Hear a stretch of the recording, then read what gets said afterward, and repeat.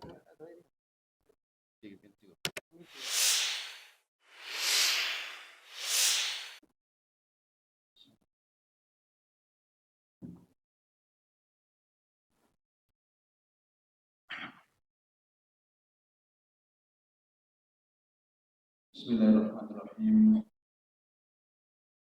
Assalamualaikum warahmatullahi wabarakatuh.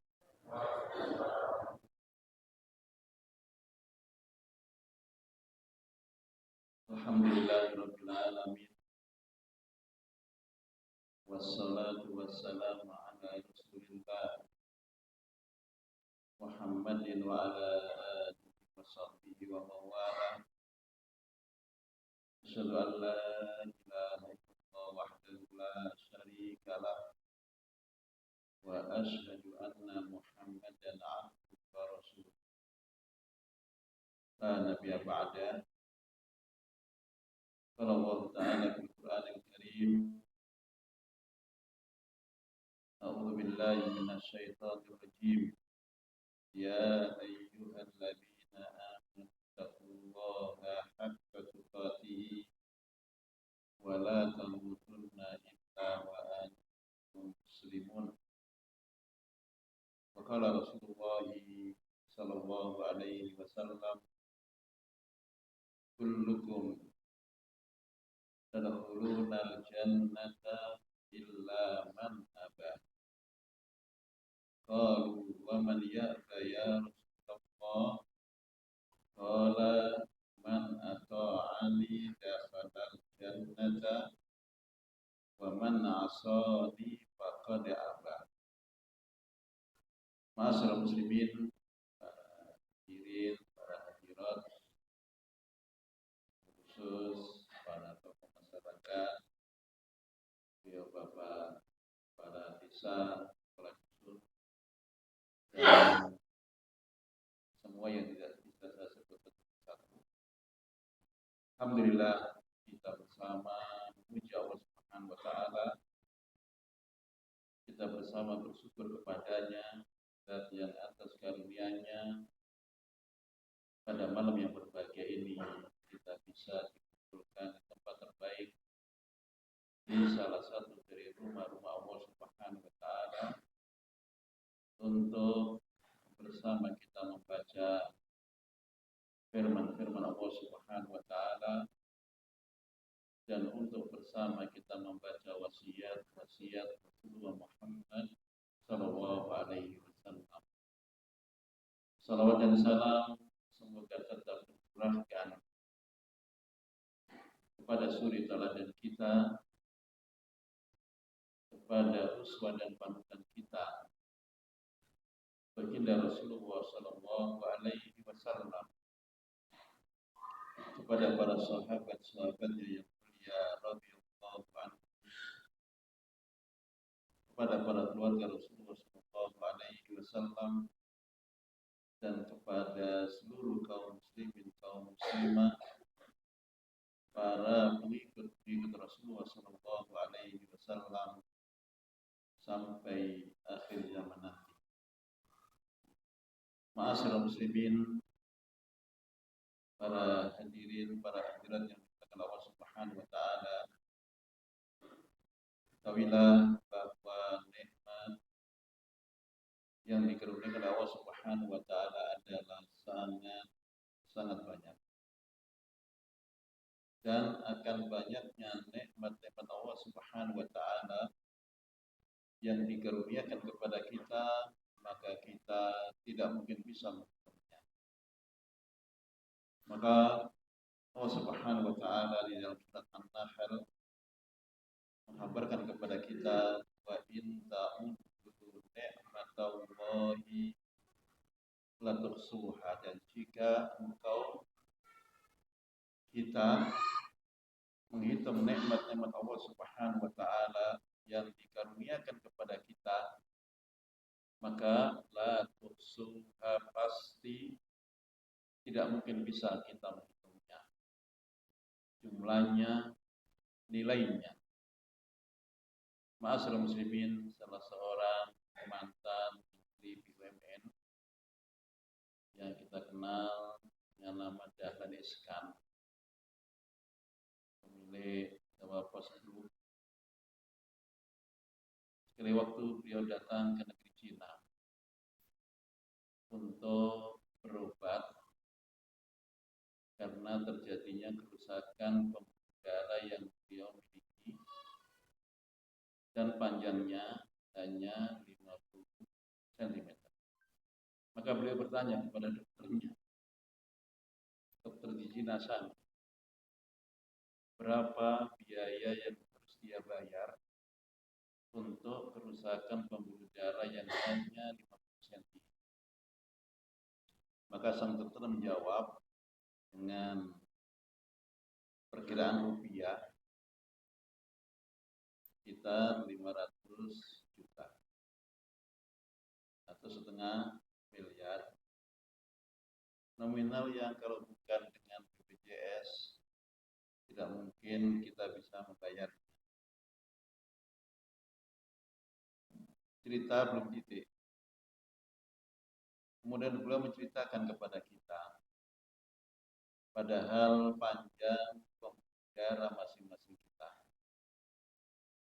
Panjang pembuluh darah masing-masing kita adalah 250 km. Panjenengan yang duduk manis ini, sesungguhnya pembuluh darah panjenengan adalah 250 km. Darah masuk kemudian keluar itu sepanjang 250 km, dan itu berarti nilai pembuluh darah kita 2,5 triliun. Kira-kira ada yang punya uang, Pak? Tidak ada kita yang mampu untuk membayar. 50 cm 500 juta 250 km. Beliau bercerita seperti itu, 2,5 triliun. Ala kulli hal, bahwa nikmat yang dikaruniai Allah Subhanahu wa taala sangat banyak. Dan Allah Subhanahu wa taala tidak meminta kepada kita balasannya agar kita membayar dengan rupiah, agar kita membayar dengan emas permata atau bahasa-bahasa semacam ini. Allah Subhanahu wa taala hanya menghendaki, menuntut, meminta kepada kita agar dengan sekian banyak nikmat yang telah dikaruniakan, semua kita beribadah kepada Allah Subhanahu wa taala. Dengan kita melaksanakan perintah-perintah Allah Subhanahu wa taala, dengan kita meninggalkan larangan-larangan Allah Subhanahu wa taala. Dan untuk itu surga menanti kita. Dan untuk itu surga menanti kita. Maka baginda sallallahu alaihi wasallam bersabda, kullukum tadkhulunal jannata illa man aba. Semua kamu, semua kita pasti masuk surga kecuali yang enggan. Ada yang enggan masuk surga, ma'asyiral muslimin? Tentu tidak ada di antara kita yang enggan masuk surga. Maka mereka para sahabat radhiyallahu anhum ajma'in juga sedemikian pula. Karenanya mereka kemudian bertanya kepada Rasulullah sallallahu alaihi wasallam, "Wa man ya'ba ya Rasulullah?" Siapakah yang enggan masuk ke dalam surga ya Rasulullah?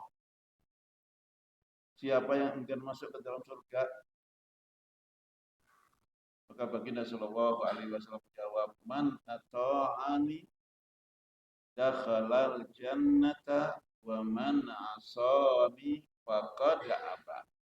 Barang siapa yang taat kepadaku, kata Nabi, perintah-perintahnya dikerjakan, larangan-larangannya ditinggalkan, maka berarti dia pasti masuk surga. Wa man 'asani, dan barang siapa yang bermaksiat kepadaku, barang siapa yang durhaka kepadaku, Barang siapa yang perintah-perintahku tidak dikerjakan, larangan-laranganku dikerjakan, faqad aba, maka berarti dia enggan masuk ke dalam surga. Kenanya ma'asyiral muslimin, di hadapan masing-masing kita ada surga, ada neraka. Dan ada jalan masing-masingnya. Bagaimana surga diraih didapat, ada jalannya. Bagaimana neraka didapat juga ada jalannya kepada kita. Diberikan kita kebebasan untuk memilih. Walaupun resiko tanggung siapa, Pak? Resiko tanggung supir apa penumpang? Resiko tanggung masing-masing. Resiko tanggung masing-masing. Kalau ternyata kita berharap surga dan dalam kenyataannya kita tidak taat kepada Allah dan Rasulnya, maka berarti kita salah jalan. Karenanya ma'asyiral muslimin, ketaatan kita adalah dituntut kalau kita berharap meraih surga dengan sekalian kenikmatan dan kenikmatannya. Ma'asyiral muslimin, para hadirin, para hadirat yang dimuliakan Allah Subhanahu wa taala, dari sekian banyak nikmat yang dikaruniakan oleh Allah Subhanahu wa taala kepada kita, nikmat yang paling besar yang tidak ada bandingnya adalah nikmat ketika dengan izin Allah Subhanahu wa taala semua kita bisa melafalkan dua kalimat syahadat. Nikmatul iman, nikmatul Islam, nikmat ketika dengan izin Allah Subhanahu wa taala kita bisa melafalkan dua kalimat syahadat. Apa bunyinya, Pak? Asyhadu an la ilaha illallah wa asyhadu anna Muhammadan abduhu wa rasuluh, atau wa asyhadu anna Muhammadan Rasulullah. Dua kalimat pendek yang ketika seorang melafalkannya maka dia muslim lakinya dan muslimah wanitanya. Dua kalimat pendek yang jika seorang tidak melafalkannya maka dia adalah kafir. Siapapun dia. Kalaupun dia keluarga dekat Rasulullah SAW sekali. Maka ketika kita menyebut Abu Jahal, Abu Lahab, dan keluarga-keluarga Rasulullah SAW, mereka adalah orang-orang kafir Quraisy, karena mereka tidak melafalkan dua kalimat syahadat. Ma'asyiral muslimin, ketahuilah dua kalimat syahadat yang telah kita ikrarkan ternyata bukan hanya kalimat yang layak untuk kita baca, yang layak untuk kita hafal, yang layak untuk kita ulang-ulang dalam setiap saat dari waktu-waktu yang kita miliki. Tetapi dia adalah kalimat kita baca betul, kita hafal betul, dan kita juga harus memahami makna yang terkandung dari dua kalimat syahadat tersebut. Jika tidak, maka dikhawatirkan dua kalimat syahadat ini tidak ada faedahnya kita miliki.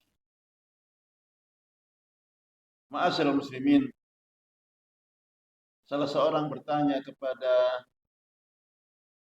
Wahab bin Munabbih, salah seorang tabi'i, "Alaisa la ilaha illallah miftahul jannah?"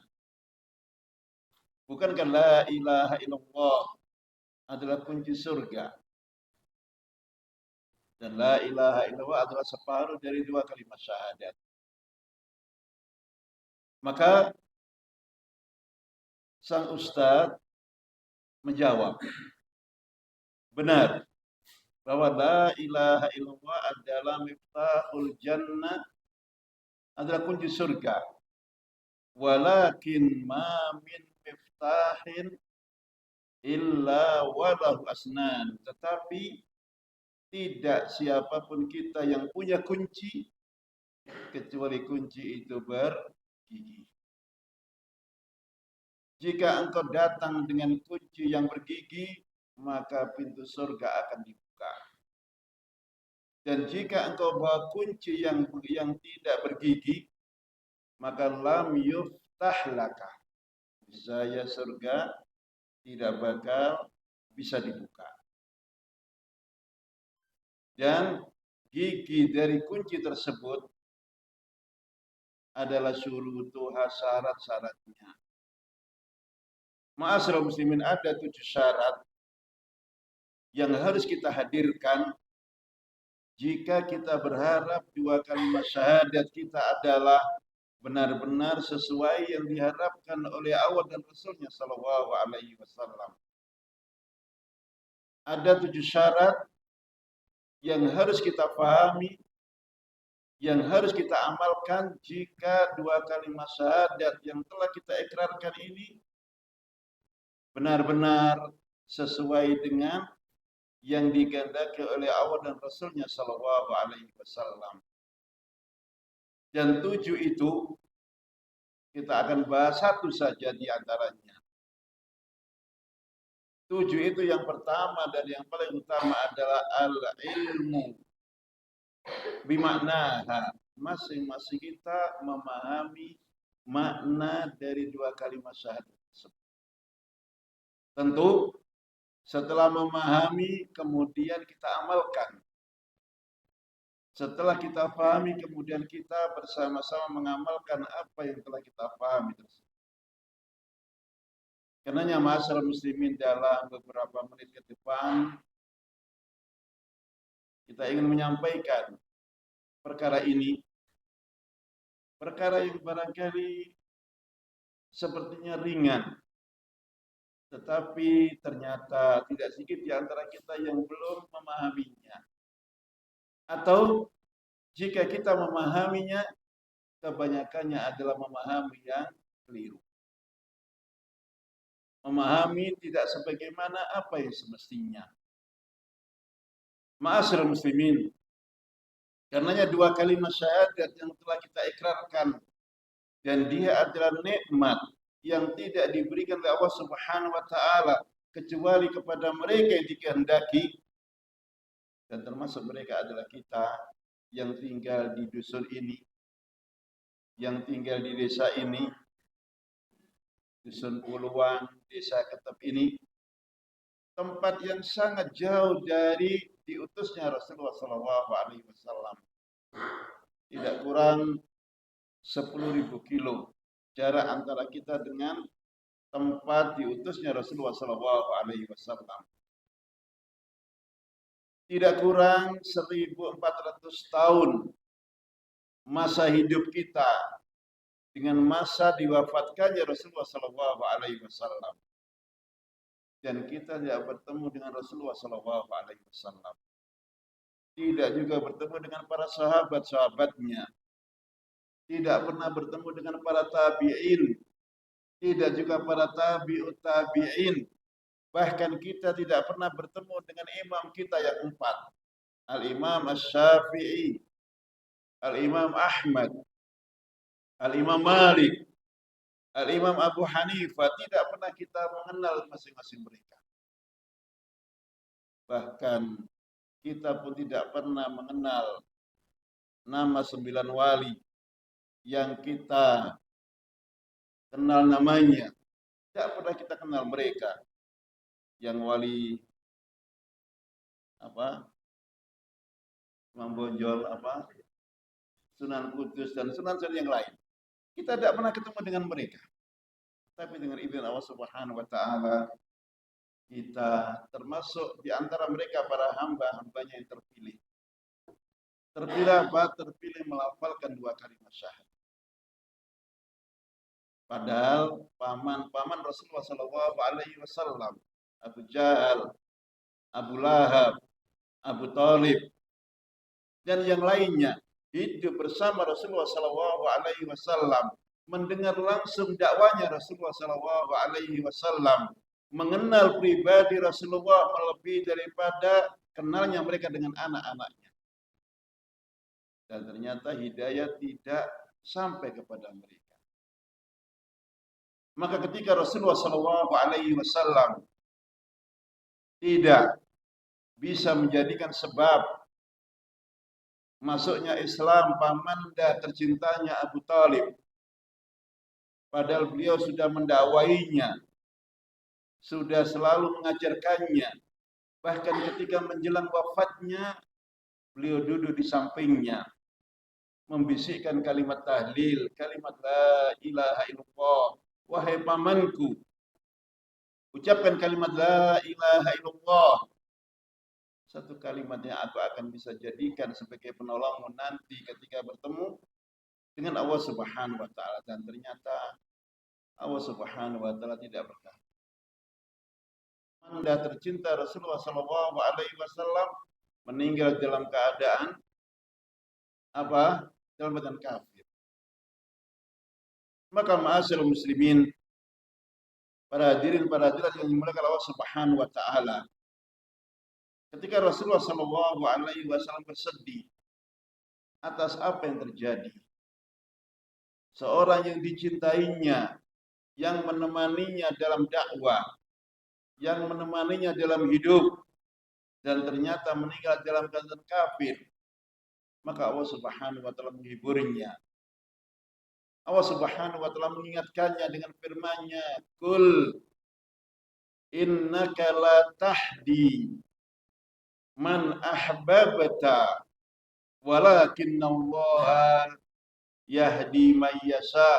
Katakan wahai Muhammad, sesungguhnya engkau tidaklah bisa memberikan hidayah kepada manusia yang paling engkau cintai, apalagi kita.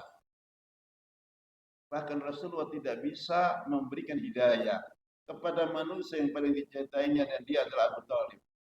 Walakinallaha, dan tetapi Allah Subhanahu wa taala sajalah zat satu-satunya yang memberikan hidayah kepada yang dikehendakinya. Ma'asyiral muslimin, Bilal bin Rabah Al-Habsyi, dia dari Ethiopia, datang menyebut hidayah. Suhaib dari Roma, Ar-Rumi, dia datang menyebut hidayah, bertemu dengan baginda sallallahu alaihi wasallam, dan mereka para sahabat-sahabat yang lain. Sementara Abu Jahal, Abu Lahab, Abu Talib, keluarga dekat Rasulullah sallallahu alaihi wasallam, semua mereka hidup dan meninggal dalam keadaan kafir. Maka berbahagialah ma'asyiral muslimin, semua kita yang telah terpilih bisa melafalkan dua kalimat syahadat, dan semoga dua kalimat syahadat yang telah kita miliki ini terus akan bersama kita sampai akhir hayat kita. Sebagaimana firman Allah Subhanahu wa taala yang selalu diulang-ulang oleh baginda sallallahu alaihi wasallam, wala tamutunna illa wa antum muslimun, dan jangan sekali-kali engkau mati kecuali mati dalam keadaan Islam. Dan ini ayat selalu diulang-ulang oleh Rasulullah kepada mereka para sahabat-sahabatnya radhiyallahu anhum ajmain di dalam setiap khutbah-khutbahnya.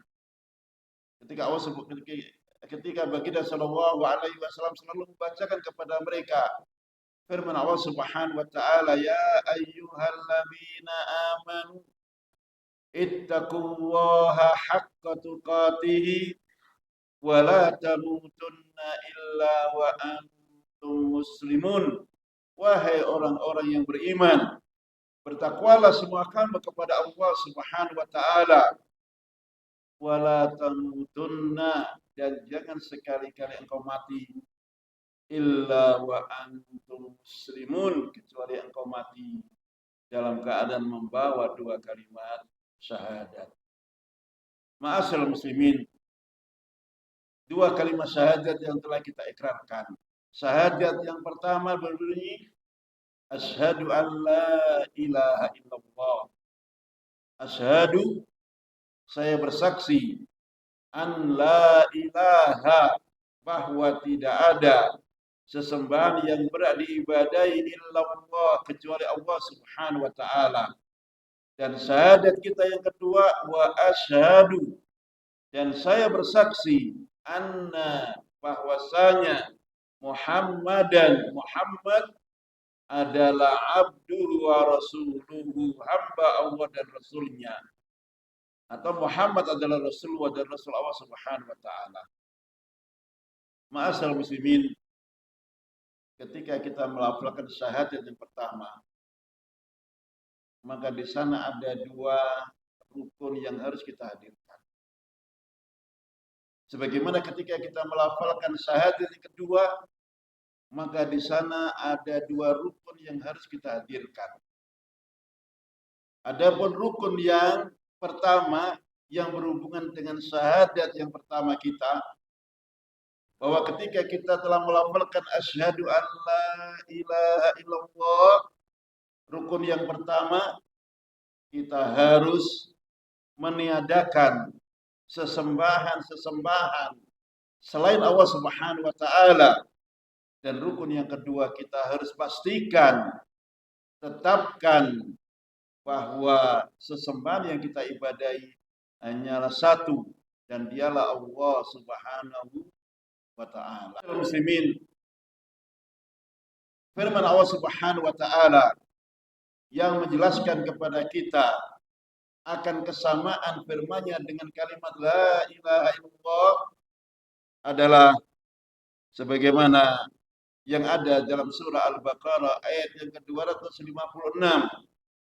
Di sana Allah Subhanahu wa taala berfirman, "Wa may yakfur bit-taghuti wa yu'min billahi faqad istamsaka bil 'urwatil wuthqa wa man yakfur," dan barang siapa yang sudah membuang, mengkufuri, menafikan, meniadakan at-taghut, sesembahan selain Allah Subhanahu wa taala, wa yu'min billahi, dan dia hanya bisa mengimani Allah Subhanahu wa taala dalam dia beribadah, faqad istamsaka bil urwatil wuthqa, maka dia barulah benar-benar memegang tali yang kuat. Dan tali itu adalah kalimat la ilaha illallah. Karenanya ketika sudah kalimat ini dilafalkan, maka kewajiban kita adalah membuang sesembahan selain Allah, dan kemudian kita pastikan, kita tetapkan sesembahan yang layak ini kita ibadahi hanyalah Allah Subhanahu wa taala. Ma'asal muslimin, di situ kita mengenal makna tauhid, dan di situ kita mengenal makna syirik. Di situ kita mengenal tauhid, bahwa dalam kita beribadah hanya kepada Allah Subhanahu wa taala saja. Di situ kita mengenal syirik, ketika kita memberikan peribadahan kepada selain Allah Subhanahu wa taala.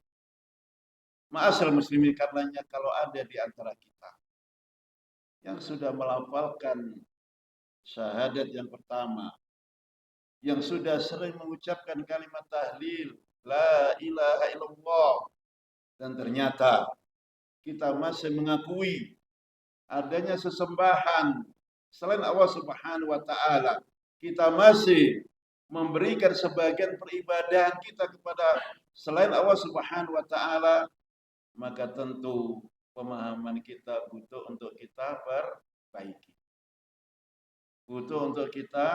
perbaiki.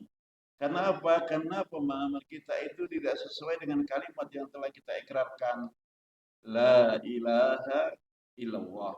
Maka Allah Subhanahu wa taala mengingatkan kepada kita, fa'lam annahu la ilaha illallah, maka ketahuilah, maka ilmuilah maka fahamilah bahwasanya tidak ada sesembahan yang berhak diibadahi kecuali Allah Subhanahu wa taala. Ma'asyiral muslimin, itu makna syahadat kita yang pertama. Dan makna syahadat kita yang kedua, ma'asyiral muslimin, wa asyhadu anna Muhammadan abduhu wa rasuluhu, dan kita bersaksi bahwasanya Muhammad adalah abdu, hambanya, hamba Allah Subhanahu wa taala, wa rasuluhu, dan rasulnya. Dua kata yang tidak pernah boleh dipisah.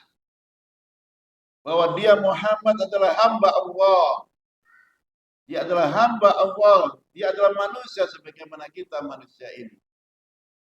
Yang membedakan antara kita dengan Rasulullah adalah kalau kita manusia biasa, tidak diberikan kepada kita wahyu, tidak diturunkan kepada kita Al-Quran. Sementara baginda Sallallahu Alaihi Wasallam, dia manusia yang diberikan kepadanya wahyu, diturunkan kepadanya Al-Quran, dikirimkan kepadanya Jibril untuk menemani dakwah beliau Sallallahu Alaihi wa ala alihi wasallam.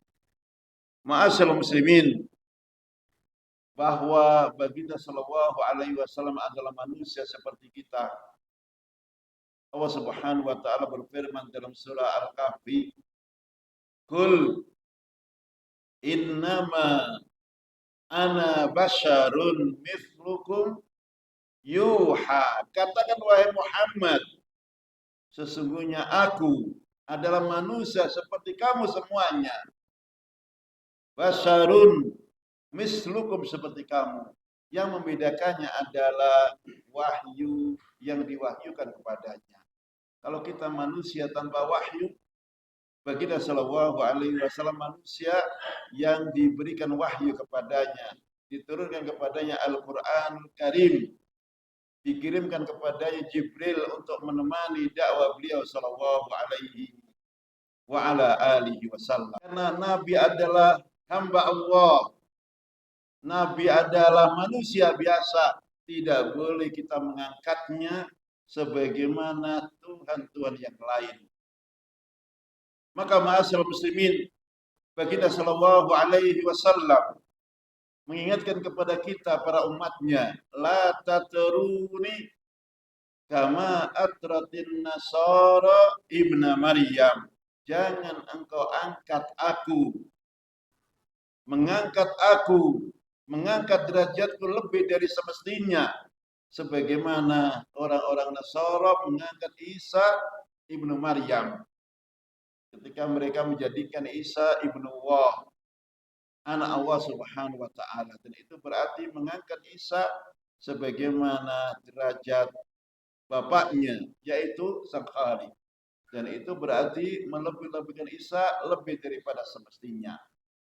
Ma'asyiral muslimin, kalau mengangkat Nabi kepada derajat yang lebih tidak boleh, apalagi hanya sekedar seorang ustadz, apalagi hanya sekedar seorang kiai, apalagi hanya sekedar seorang kepala desa, apalagi hanya sekedar seorang menteri, seorang presiden dan sebagainya. Tidak dibenarkan kita untuk melakukannya.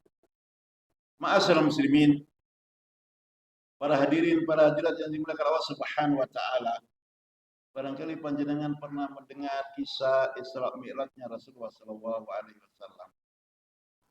Isra adalah perjalanan Nabi dari Masjidil Haram ke Masjidil Aqsa. Mi'raj adalah perjalanan Nabi dari Masjidil Aqsa ke Sidratul Muntaha. Isra dan Mi'raj perjalanan dari Mekah ke Palestina, dari Palestina ke Sidratul Muntaha dan balik lagi. Dan itu dalam waktu 1 malam. Zaman ini saja yang sudah ada teknologi, tidak mungkin ada manusia yang bisa melakukannya. Tidak mungkin ada manusia yang melakukannya. Tetapi Allah Subhanahu wa taala ketika menerjemahkan peristiwa yang terjadi pada baginda Sallallahu Alaihi Wasallam, maka Allah menyebutnya sebagai seorang manusia. Apa kata Allah? Iya, barangkali ada yang ingat apa namanya surat Al-Isra ini apa ayat yang pertama? Subhanalladzi asra bi 'abdihi lailan minal masjidil harami ilal masjidil aqsa. Maksudnya Allah zat yang memperjalankan hambanya, bukan Tuhannya, bukan anak Tuhannya, dari Masjidil Haram ke Masjidil Aqsa. Allah menyebutnya sebagai seorang hamba, tidak sebagai seorang malaikat, tidak sebagai seorang anak Allah atau yang lainnya. Pelajaran untuk setiap kita bahwa baginda Shallallahu Alaihi Wasallam adalah manusia seperti manusia yang lain. Tidak boleh kita mengangkatnya kepada derajat ilah. Tidak boleh kita mengangkatnya kepada derajat Tuhannya, Allah Subhanahu wa taala. Maka ma'asyiral muslimin, kalau kepada Allah kita beribadah, tidak boleh kepada nabinya kita beribadah. Kalau kepada Allah Subhanahu wa taala kita berdoa, maka tidak boleh kita berdoa kepada nabinya sallallahu alaihi wasallam. Kenapa? Karena berdoa untuk kepada Nabi sallallahu alaihi wasallam itu berarti sama dengan menjadikan nabi sekutu bagi Allah Subhanahu wa taala. Ma'asyiral muslimin.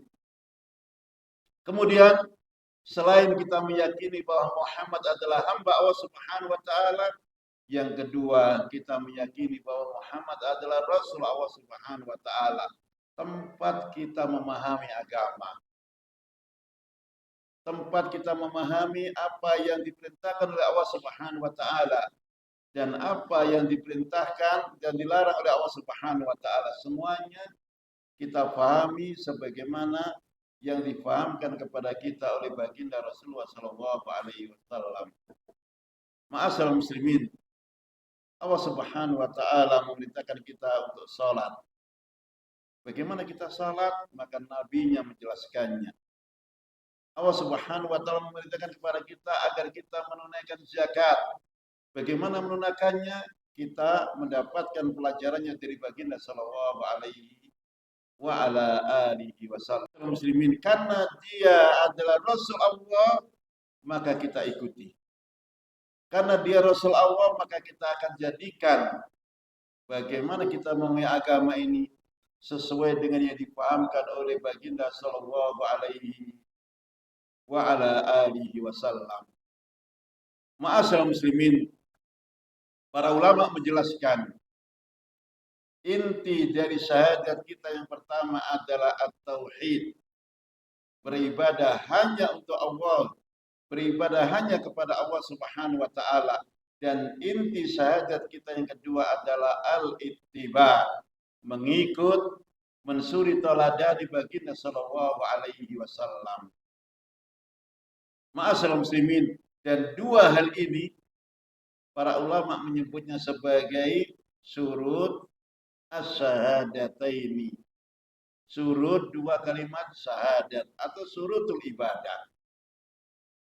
Tauhid yang pertama atau bahasa yang lainnya adalah ikhlas, dan yang kedua al-mutaba'ah al-ittiba, mencontoh, mensuri taladani baginda Rasulullah Muhammad sallallahu alaihi wasallam. Ma'asyiral muslimin, maka ikhlas adalah buah dari syahadat kita yang pertama, dan ittiba adalah buah dari syahadat kita yang kedua, dan masing-masingnya tidak boleh dipisahkan. Maka ma'asyiral muslimin, salah seorang tabi'i yang mulia yang bernama Al-Fudail ibnu Iyad,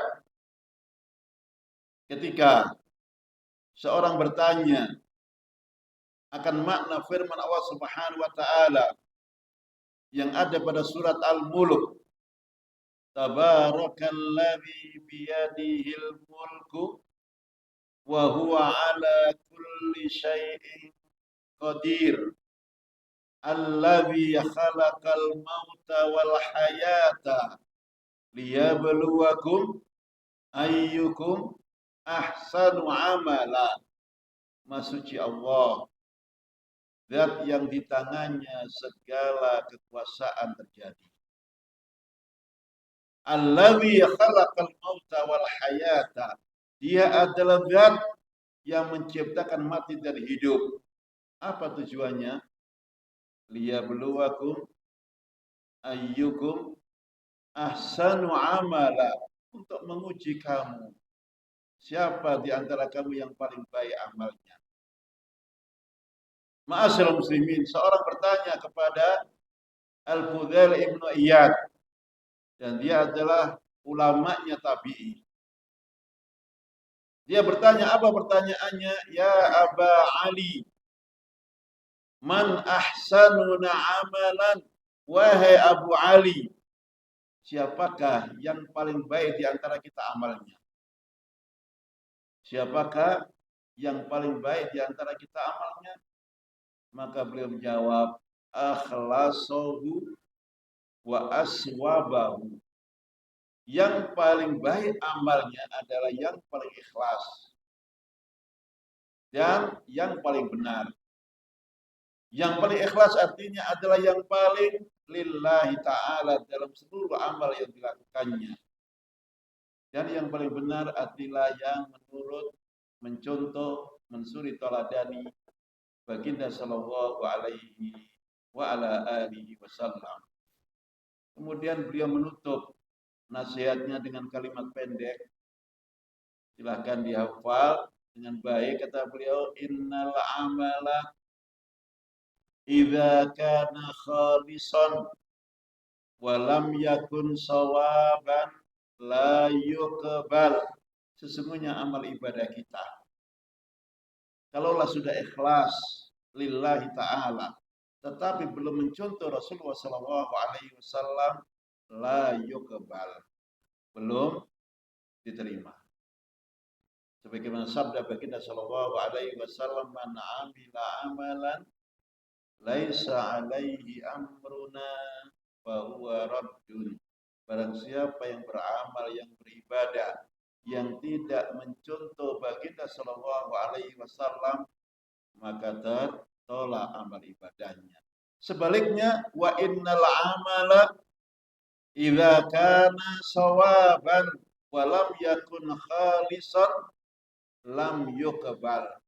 Apabila amalan sudah mencontoh Rasulullah sallallahu alaihi wasallam tetapi tidak ikhlas, maka juga tidak diterima.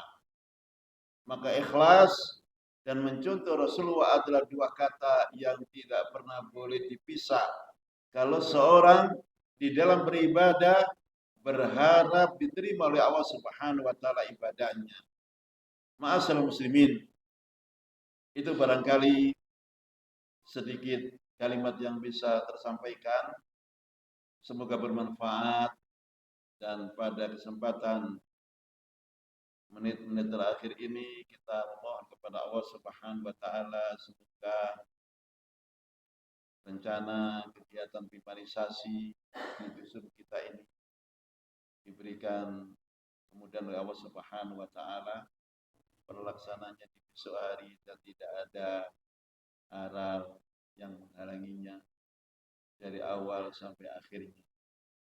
Semoga pertemuan kita warga Puluhan dengan para relawan yang tidak kurang 200 orang ini sebagai pertemuan yang semata-mata karena Allah Subhanahu wa taala, dan dengannya menjadi sebab setiap kita dikumpulkan nanti di surganya karena pertemuan kita dengan kawan-kawan yang ada dari luar, dan semua mereka dan kita tidak berkumpul ke sini kecuali hanya semata-mata mengharapkan ridha Allah Subhanahu wa ta'ala.